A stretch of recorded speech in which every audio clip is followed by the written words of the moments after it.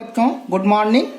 आज आप एनसीईआरटी पाठ्यक्रम के अंतर्गत कक्षा 12 के रसायन विज्ञान में रासायनिक साम्य नामक अध्याय का अध्ययन कर रहे हैं। आपने पूर्व के वीडियो में एक साम्य अभिक्रिया small n1a plus n2b equilibrium on m1c plus m2d को आंशिक दाब के रूप में साम्य स्थिरांक का व्यंजक Kp प्राप्त किया था। आज हम आपको दूसरा साम्य स्थिरांक का व्यंजक बताएंगे।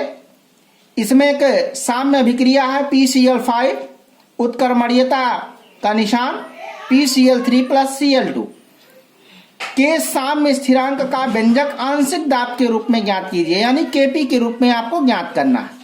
तो आंशिक दाब के रूप में साम्य स्थिरांक Kp बराबर एक बड़ी लाइन पारेंगे, बड़ी लाइन के ऊपर लिखेंगे कैपिटल P, उसके नीचे PCl3 गुणे क्रॉस PCl2 और सबके नीचे PCl5। ये जो P है ये आंशिक दाब की स्थिति को प्रकट करता है। इसी प्रकार आइए हम एक दूसरे रासायनिक साम्य अभिक्रिया H2 plus I2 gives 2HI को भी इसी प्रकार Kp के रूप में जब हम लिखते हैं तो हमें PHI का वर्ग, चूंकि यहाँ 2 है तो इसलिए वर्ग लग जाएगा, तो PHI का वर्ग बटे PH2 गुणे PI2। आइए अब हम लोग दूसरा हेडलाइन समझते हैं कि वेलोसिटी कांस्टेंट तथा इक्विलिब्रियम कांस्टेंट में क्या अंतर है। तो यूनिट कंसंट्रेशन पर अभिक्रिया का वेग कांस्टेंट अभिक्रिया की गति के बराबर होता है, उसकी वेलोसिटी के बराबर होता है, जबकि किसी रिवर्सिबल रिएक्शन के फॉरवर्ड तथा बैकवर्ड अभिक्रियाओं के वेलोसिटी कांस्टेंट के अनुपात इक्विलिब्रियम कांस्टेंट Kc कहलाता है। अब जो सबसे महत्वपूर्ण क्वेश्चन है जिसको परीक्षाओं में अक्सर पूछा जाता है वो है द्रव्य अनुपाती क्रिया के नियम का सत्यापन। तो माना कि स्मॉल a ग्राम अणु हाइड्रोजन और स्मॉल b ग्राम अणु आयोडीन प्रारंभ में लिए गए, साम्यावस्था में 2x ग्राम अणु HI बनाती है। यदि अभिक्रिया में मिश्रण का पूर्व आयतन V हो तो H2 प्लस I2 साम्यावस्था 2HI। अब इनके सक्रिय द्रव्यमान एक्टिव मास निम्न होंगे। सक्रिय द्रव्यमान हाइड्रोजन का होगा स्मॉल a माइनस एक्स बटे वी, सक्रिय द्रव्यमान आयोडीन का होगा स्मॉल b माइनस एक्स बटे वी, सक्रिय द्रव्यमान हाइड्रोजन आयोडाइड का होगा 2x बटे वी, द्रव्य अनुपाती क्रिया के नियमानुसार। अब इस पे हम क्या लगाते हैं, लॉ ऑफ मास एक्शन को अप्लाई करते हैं। तो आइए देखते हैं कि क्या होगा। Chemical equilibrium Kc is equal to HI का वर्ग बटे H2I2, जो है ये सब राशियां बड़े ब्रैकेट में लिखी जाएंगी। अब इसको हम मॉडिफाइड कर देते हैं ऊपर के व्यंजक से, तो हो जाएगा 2x बटे v का होल स्क्वायर और सभी के बटे a माइनस एक्स बटे b into V minus x बटे b। इसको जब हम और ज़्यादा सिंप्लीफाई करते हैं तो 2x बटे वी डॉट 2x बटे वी और सभी के बटे a माइनस एक्स बटे वी माइनस एक्स बटे वी, इन सबको जब हल करते हैं तो हमें प्राप्त होता है 2x डॉट 2x बटे a minus x b minus x. अब 2x को हम 4x स्क्वायर लिखते हैं, तो इस प्रकार से हमें एक व्यंजक प्राप्त होता है Kc is equal to 4x square बटे a माइनस एक्स और b माइनस एक्स। अब आइए देखते हैं कि Kc तथा Kp में क्या रिलेशन है। तो आपको एक हम साम्य अभिक्रिया देते हैं N1 capital A plus N2 capital B साम्यावस्था small m1 capital C plus small m2 capital D।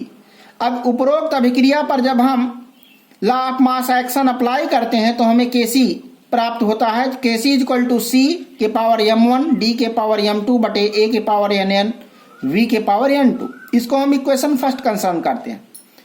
अब मोलर कंसंट्रेशन के स्थान पर आंशिक दाब का जब हम प्रयोग करते हैं तो Kp हो जाता है और Pc के पावर m1, Pd के पावर m2, Pa के पावर n1, Pb के पावर n2, इसको हम क्या कर देते हैं, इक्वेशन 2 कर देते हैं। अब हमको पता है ideal gas equation. Ideal gas equation होता है Pb बराबर nRT और P बराबर n बाई वी RT, क्योंकि n बाई वी बराबर C, इसलिए P बराबर CRT। तो Pa बराबर CART और P बराबर कंसंट्रेशन ऑफ ART। इसी प्रकार PC, PB और PD के भी CRT, BRT, DRT सब एक कंसंट्रेशन वैल्यू प्राप्त हो जाएंगे। अब इन PA, PB, PC, PD के सभी वैल्यू को हम क्या करते हैं, इक्वेशन 2 में रख देते हैं। तो Kp बराबर C के पावर m1, RT के power m1, concentration of D2, D के पावर m2, RT के पावर m2 बटे कंसंट्रेशन ऑफ A के पावर n1, RT के power n1, concentration of B के पावर n2, RT के पावर n2 लिखते हैं। और इन सब को जब हम सॉल्व करते हैं तो हमें मिलता है एक वैल्यू जो CM1, DM2, RTM1, RTM2, AN1, BN2, RTN1, RTN2। अब अगर हम इतने पोर्शन को सिर्फ देखें, CM1, DM2, AN1, BN2, तो A बराबर होता है Kc। अब समीकरण 1 से तो Kp बराबर इतने के जगह पे Kc लिख देते हैं और RT के पावर आपको लॉगरिथम्स में पता होगा, उसमें एक्सपोनेंशियल रूल में, कि जब कोई पावर नीचे से ऊपर जाता है तो माइनस चिन्ह के साथ लिखा जाता है।